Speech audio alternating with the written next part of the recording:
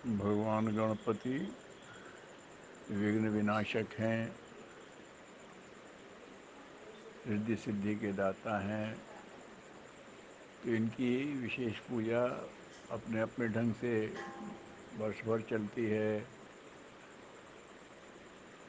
महीनों की हर चतुर्थी को उनका करते हैं, लेकिन ये भाद्रपद मास की चतुर्थी होती है शुक्ल पक्ष की, इसको गणेश चतुर्थी, बड़े गणेश कहते हैं। यहाँ से जगह जगह गणेश जी की स्थापना करते हैं और वो उत्सव अनंत चतुर्दशी तक चलता है।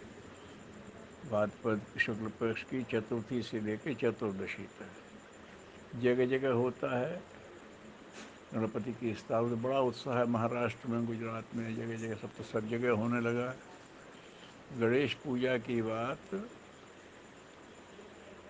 ये तिलक जी ने चलाई थी, तो इसलिए महाराष्ट्र में उसका विश्वास है कि गणपति तो नेतृत्व करने वाला कैसा हो। गण माने समूह, समाज, उनका पति तो उनका नेतृत्व करना पड़ता है। तो गणपति वो कैसा हो, उसकी उस समय बड़ी ज़रूरत थी, आज भी है। अगर उस आदर्श को ले गए तो उनका जो भगवान का विग्रह है वो उसी का प्रतीक है। उनका बड़ा सर, मतलब विवेक उनमें बहुत है, बड़े बड़े कान, सबकी सुनना है, उदार रहना है, बड़ी नाक, अपनी प्रतिष्ठा को बढ़ा के रखना है। प्रतिष्ठा खत्म हो तो कौन सुनेगा, क्योंकि अपनी प्रतिष्ठा अक्षुण्ण होना चाहिए। नाक प्रतिष्ठा की प्रतीक है। नाक बड़ी है, कान बड़े बड़े हैं, आँखें छोटी हैं, सूक्ष्म दृष्टि, गहराई पर उतरने वाली दृष्टि, ठीक है। और हाथी के हाथ होते हैं, लेकिन उनके एक दांत है, एक दंत है। तो हाथी अगर किसी को दंड करता है तो उतना वो ही मारता है, तो वो न्याय का प्रतीक है, न्याय के अंतर्गत दंड का। तो उसके लिए बिल्कुल एक ही दृष्टि है, एक दंत विशाल। तो ये उससे कहा कि उसको करते हैं। फिर उनका खूब बड़ा पेट, सबकी बात उन्होंने कहा उनका पेट बड़ा गहरा है। नेता का पेट गहरा होना चाहिए, उतना नहीं। जो बात आई बक बक शुरू कर दी, नहीं, देख के तौल बजा कर वो करना चाहिए। और उनका क्या है, उनको मोदक प्रिय है। मोदक लड्डू को कहते हैं, लेकिन मोद कहते हैं उल्लास को। वो मोदक प्रिय है, जिससे उल्लास बढ़े उसे उन्हें अच्छा लगता है। तो उसका प्रतीक है लड्डू। लड्डू ही लड्डू खाते हैं, ऐसी कोई बात नहीं है। उसका नाम मोदक रखा गया है कि मन में मोद पैदा करने वाली ऐसी वस्तु उन्हें चढ़ाती है। मनहूसियत पैदा करने वाली चीज़ें अच्छी नहीं लगती हैं। नेता को ऐसे ही होना चाहिए, लोगों के मन में उत्साह, उनके उत्साह से उत्साहित हो। लोग सुखी हैं तो हम खुश हो रहे हैं, है ना। तुलसीदास जी ने लिखा है कि ये अपना वर्षा बढ़ता है तो सरोवर हैं, नदियां हैं, पानी बरसा तो खुद बढ़ती हैं। लेकिन एक समुद्र ऐसा है कि जो चंद्रमा की बढ़ोतरी देख करके उछलता है। जैसे जैसे चंद्रमा बढ़ता है वैसे समुद्र की लहरें ऊंची होती। तो उन्होंने कहा ये सज्जन का ये होता, दूसरे का उत्कर्ष दे के उमंगित होना।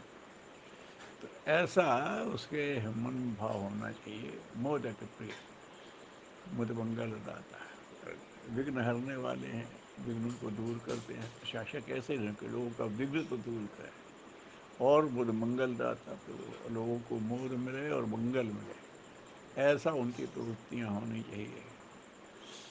तो ये उनका जो विग्रह है भगवान का। और क्या है उनकी सवारी, क्या है, चूहा। चूहा क्या है, वो उस तरह के वृत्ति के लोग हैं जो खामोखा कुतरते रहते हैं। चूहा खामोखा, कोई बुराई नहीं किसी से, उसके बाद कुछ खामोखा कुतरते रहते हैं। ऐसे के प्रवृत्ति को लोग है उस पर लगाव लगा के रखे, उसको नियंत्रण में रखे रहेंगे तो वो। लेकिन अच्छे नेता को ऐसे लोगों को काबू में रखने की क्षमता होना चाहिए। तो ये ऐसा प्रतीक, बड़ा सुंदर विग्रह है भगवान का। इसको लोग समझें। जगह जगह होता तो है बस, लेकिन वो हमें जो अच्छा लगता है उछल कूद के उत्सव करके समाप्त कर देते हैं। वो रिद्धि सिद्धि उनकी पत्नियाँ हैं। रिद्धियाँ माने आंतरिक सद्गुण, और सिद्धियां माने बाहर की कुशलताएं, ये दोनों होना चाहिए उनके उपासक के पास। उसकी तरफ चलें तो आवश्यकता है कि जहाँ भी गणेशोत्सव होते हैं, भगवान गणेश के उसके स्वरूप को, उनके उद्देश्य को एकनिष्ठ हैं। विवेक की बात है, इसीलिए वो प्रथम पूज्य है। विवेक सर्वोपरि है। तो ऐसा उसके करते हैं। तो भगवान शिव के पुत्र के रूप में भी गणेश हैं, और एक आदि गणेश हैं जिनकी पूजा भगवान शिव के विवाह में भी हुई थी, गणपति पूजन हुआ। ये देवताओं के अपने वो रूप हैं। प्राण की विशिष्ट धाराएं कहाँ है उपनिषद में उसे तो इस रूप में समझे। प्राण की माने ऊर्जा की विशेषताओं की विशेष धाराएं हैं, और वो सतपात्र के पास जाती भी हैं, वर्णन करते हैं।